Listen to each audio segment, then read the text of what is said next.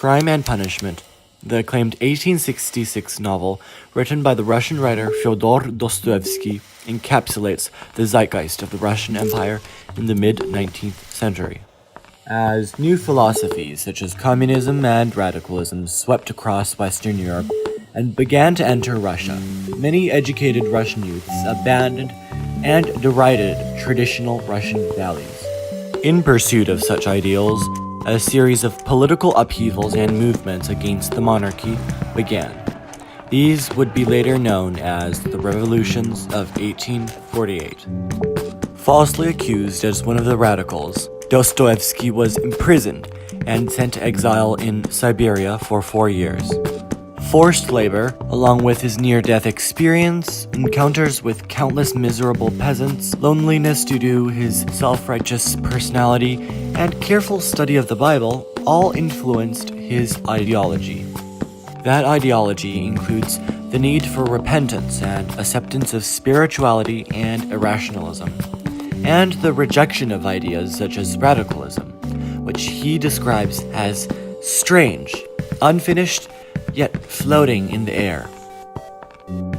Indeed, this is clearly referenced in the work when, in her letter, Raskolnikov's mother, Pulcheria, warns her son against the fashionable new unbelief. After the traumatic exile, suffering from poverty, gambling addiction, and isolation, Dostoevsky wrote every novel and every one of his works almost monomaniacally, with careful thought and in great length. Crime and Punishment was originally titled The Drunkards, to portray the literal drunkenness of the Russian people exemplified by Marmeladov, and the figurative drunkenness, the ideological drunkenness of the Russian people, which is represented by the character of Raskolnikov.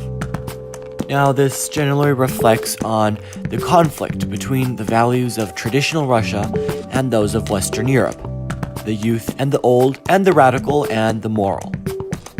In addition, the characters in Crime and Punishment are also meant to symbolize particular types of people in Russian society at that time. Raskolnikov's represents youth corrupted by radical Western ideas. Sonia is the Christ figure, the unwavering symbol of purity and redemption. Razumikin is the quintessence of rationality and reason.